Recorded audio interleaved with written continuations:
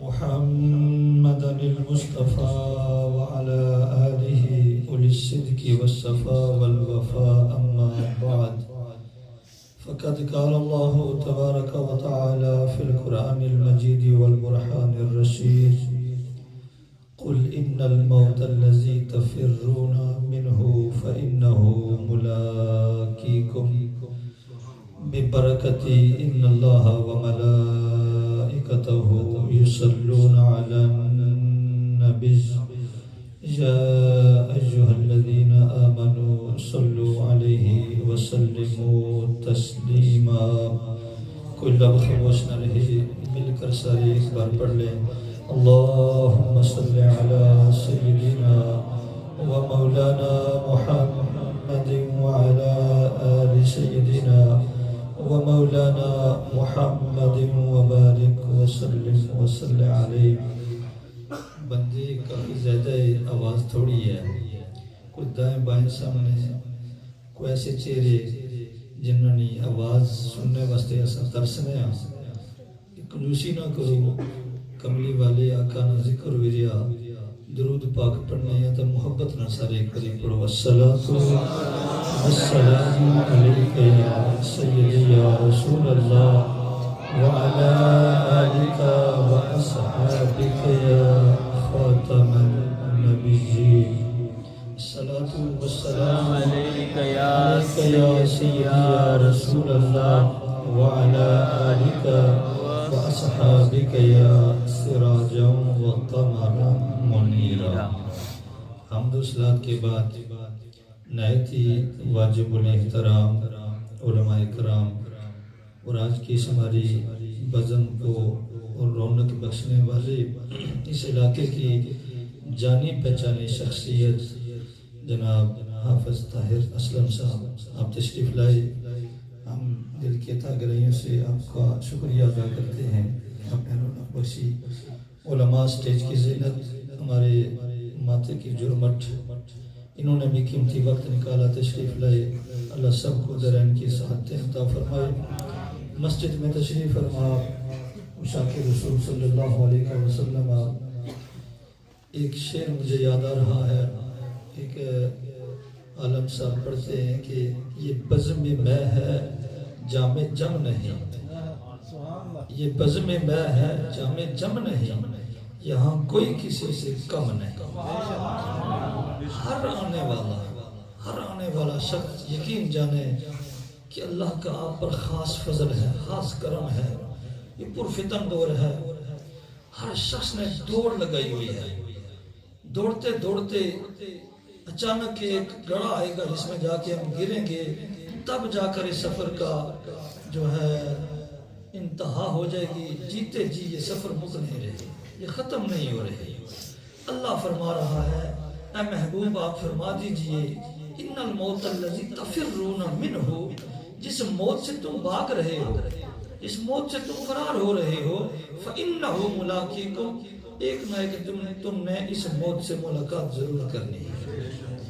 اور موت ایک اٹل حقیقت ہے. آج میں اور آپ سبھی احباب اپنے بزرگ جناب ملک گل زمان صاحب کے سارے ثواب کے لیے یہاں جمع ہیں. ہم میں سے کوئی یہ نہیں کہہ سکتا کہ ہم یہاں سے اٹھ کر باہر جا سکیں گے یا نہیں، کوئی یہ دعویٰ نہیں کر سکے گا. تو پھر یارو دوستو بزرگوں اس دنیا میں رہ کر اس آخرت کی تیاری کرنی تو ہمارے اوپر لازم ہے. اللہ رب العزت نے ارشاد فرمایا تم نے ایک نہ ایک دن موت کا ذائقہ ضرور چکھنا ہے. وہ موت کیا ہے؟ اے حدیث کی روشنی میں کریم آقا صلی اللہ علیہ وسلم ارشاد فرماتے ہیں، فرماتے جب ایک بندہ مومن جس نے زندگی اللہ اور اس کے رسول کی اطاعت میں گزاری ہوتی ہے، فرمایا موت ویسے تو ہر مسلمان کے لیے تحفہ ہے. ہم تو شاید اس موت کو پتہ نہیں کیا سمجھ بیٹھے ہیں، پر اللہ کریم نے ہمارے لیے یہ زندگی، موت، یہ سارے معاملات یہ بے فائدہ نہیں بنائے. یاد رکھیں ایک بوڑھا شخص جسے 10 سال 20 سال بیماری کے عالم میں اسے چرپائی پر بیت جاتے ہیں، اس سے جا کے پوچھے کہ موت کتنا ایک عظیم تحفہ ہے. وہ یہی دل میں ارادہ کرتا ہے، بیٹوں نے چھوڑ دیا، اولاد مجھ سے تنگ آ چکی ہے، علاج کرا کے بیٹے آخر یہ کہنے پر مجبور ہو چکے ہیں، یہ ختم پڑھانے پر مجبور ہو چکے ہیں کہ گھر میں ختم پڑھایا جائے کہ کب اس بوڑھے سے ہماری جان چھوٹے۔ فرمایا اس بندے سے کوئی پوچھے کہ موت تحفہ ہے کہ نہیں۔ جب سارے رشتے چھوڑ دیتے ہیں، سارے تعلق دار تنگ آ جاتے ہیں، تو پھر رب کریم موت کا تحفہ بیچ دیتا ہے۔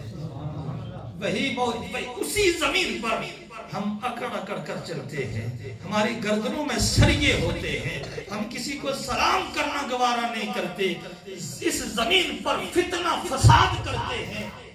یہی دنیا جب ہم سے تنگ آ جاتی ہے تو یہی زمین ہمارے لیے اپنا دامن بچھا دیتی ہے، یہی زمین پھر ہمیں پناہ دیتی ہے۔ اور پھر پناہ کیسی ہے وہ تو بعد میں عرض کروں گا۔ موت ہر دو صورتوں میں مسلمان کے لیے تحفہ ہے۔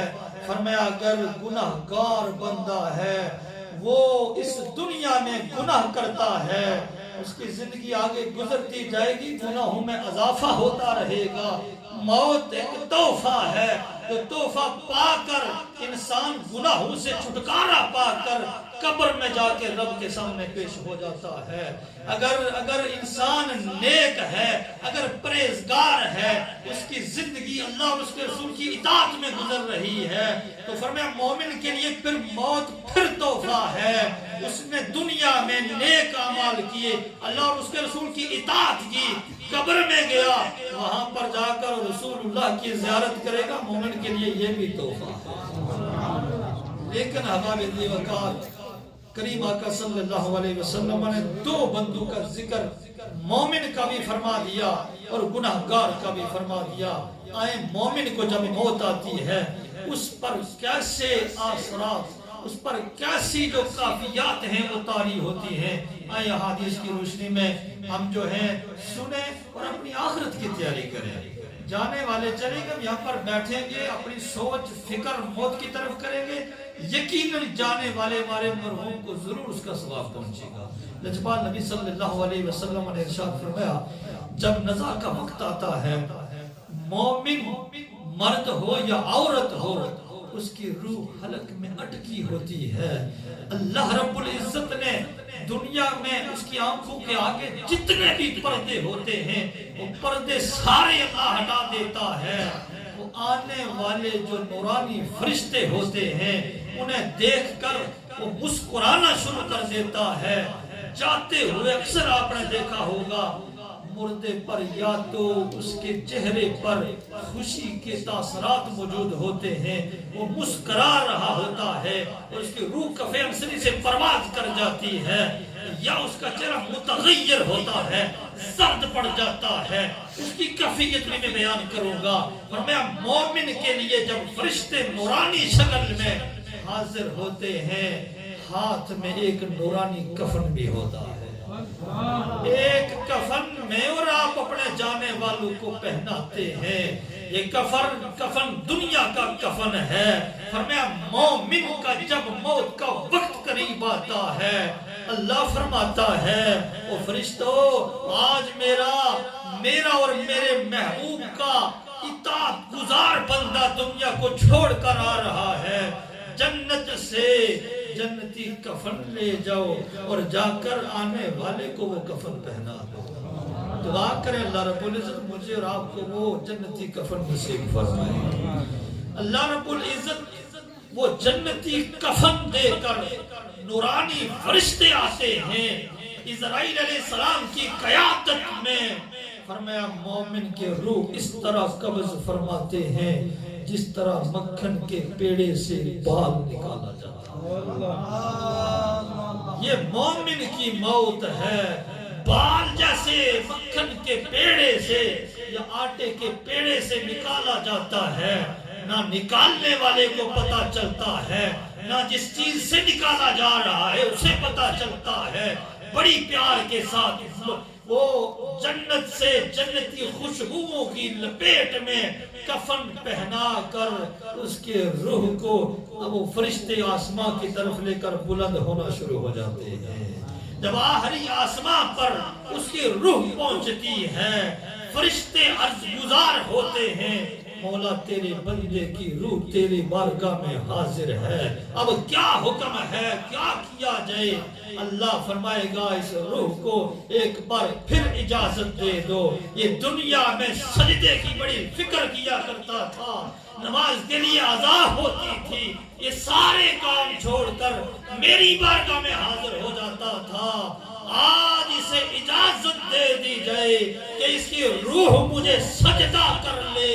جب روح سجدہ کرتی ہے اللہ فرماتا ہے میں اس سے دنیا پر بھی بڑا راضی تھا، آج بھی اس پر بڑا راضی ہوں، اس نے سجدہ شکر کر لیا ہے، اب اس کی روح کو دوبارہ اس کے جسم میں منتقل فرما دو۔ جب اس مردے کی روح کو اس کے جسم میں منتقل کر دیا جاتا ہے، دوستو، بزرگوں، بھائیوں، قریبی رشتے دار